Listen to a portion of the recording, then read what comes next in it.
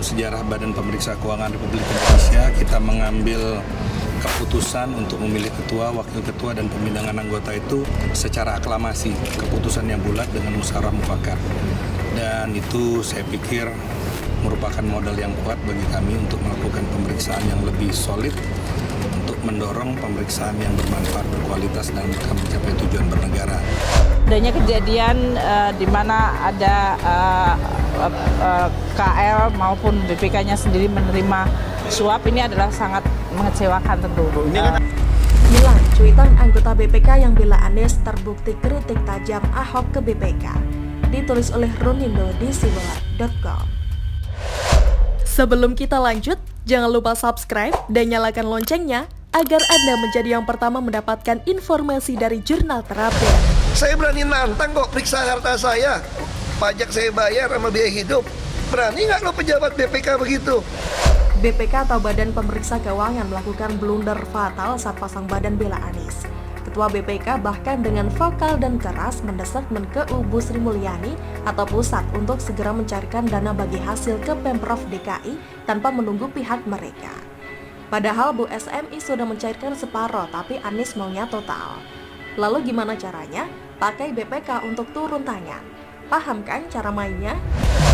Aneh, sudah jelas BPK menyeberang ke Anies. Sejak kapan lembaga ini bisa tunduk dan di bawah Anies?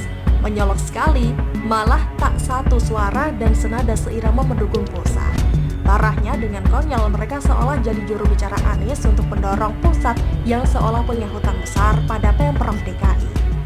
Ketua Badan Pemeriksa Keuangan atau BPK, Agung Firman Sampurna menyatakan, pembayaran DBH ke Pemprov DKI tidak perlu menunggu hasil audit dari BPK. Bahkan menurutnya, pemerintah sama sekali tidak relevan untuk menggunakan hasil pemeriksaan BPK sebagai dasar pembayaran DBH. Perhatikan, nada yang terlihat sangat jelas. BPK seolah tak mau dikaitkan dengan urusan audit, tapi tujuannya terlihat agar pembayaran DBH itu segera dilakukan. Penting untuk ditegaskan di sini bahwa relevan penggunaan pemeriksaan BPK sebagai dasar untuk bayar DBH. Ujarnya dalam telekonferensi pada Senin 11 Mei 2020. Padahal semua ada prosedurnya dan ingat bahwa itu bukan hutang.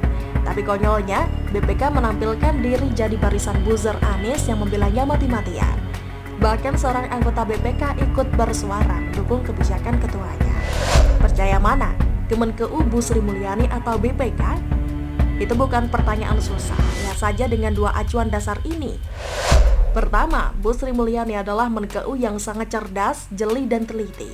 Beliau sangat menguasai bukan hanya seluk-beluk keuangan, tapi dasar peraturan dan hukum terkait keuangan negara itu beliau sangat hafal. Levelnya level dunia cuy, sampai dipercaya di Bank Dunia. Tak mungkin Bu Sri Mulyani bertindak tanpa dasar dan peraturan yang jelas. Kedua, jejak digital Ahok yang berseteru dengan BPK menunjukkan betapa anggota BPK itu lebih banyak bermain secara politis ketimbang menjadi lembaga integritas, yaitu sebagai pemeriksa keuangan yang transparan, akuntabel, dan bisa diandalkan.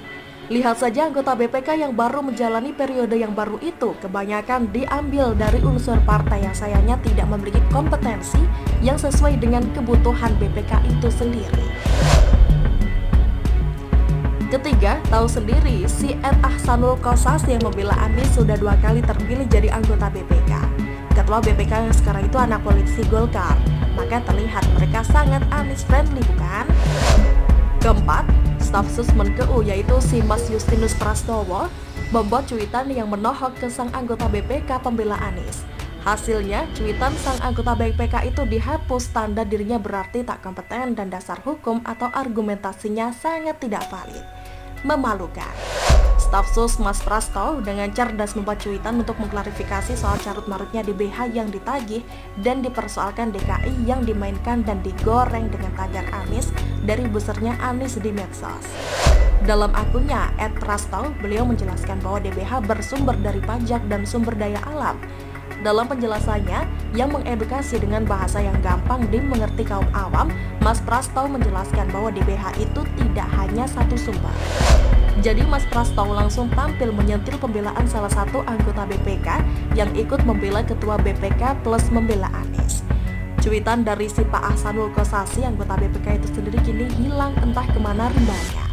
Tapi yang jelas, respon Mas Prastow menjadi saksi dan bukti betapa anggota BPK itu sangat lemah dalam penguasaan peraturan atau hukum yang terkait dengan DBH.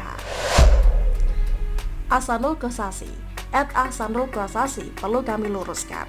Pasal 28 PP 2005 bahwa DBH migas dihitung dari realisasi lifting migas di DJA, bukan realisasi PNBP migas yang disajikan BPK RI atau LKPP Audit. BPK sudah kirim surat ke Kemenkeu nomor 59-S-I-4-2020 tentang kurang bayar DBH dan mestinya sudah dibayar. Cuitan yang sudah almarhum tersebut mau menyatakan bahwa BPK sampai kirim surat segala ke Kemenkeu. Halah, ternyata Pak BPK sampai ikut campur dan ikut membela dan pasang badan buat Anies cuy. Sudah bikin surat tapi keliru besar. Simpelnya memang DKI itu ada tambang dan migas. Walah, Pak Ketua BPK yang terhormat bersama para anggotanya, kalau ngegas dan Monas sih ada dan sudah diacak-acak. Payah nih, BPK malah tak menjadi lembaga kredibel yang mengontrol keuangan DKI.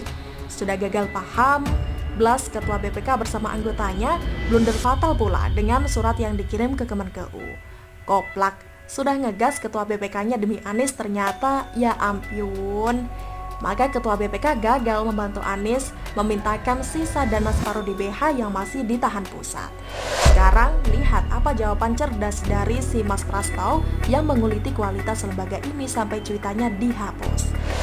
Pak @Ahsanul Qasasi yang saya hormati, terima kasih atas respon Bapak. Yang kami jelaskan di sini adalah DBH kurang bayar DKI 2019, yaitu bersumber dari pajak atau PPH PS21, PPH PS25, bukan DBH migas. Jadi acuannya LKPP, praktik menunggu LKPP audit selama ini hanya untuk menjamin governance. Jadi tak usah heran seandainya ini terjadi di zaman Ahok. Beliau pasti sudah membongkar dan mengekspos cara main BPK yang sangat tidak tahu aturan atau memihak ke Anies. Hancur mina BPK, ambiar sudah impian Anies untuk mendapatkan separuh dari DBH yang ingin dimainkannya. Begitulah kura-kura Siwar. Bagaimana menurut Anda? Silahkan tulis komentar di kolom komentar. Jangan lupa untuk like, subscribe, dan share. Arkana pamit. Wassalamualaikum warahmatullahi wabarakatuh. Sampai jumpa.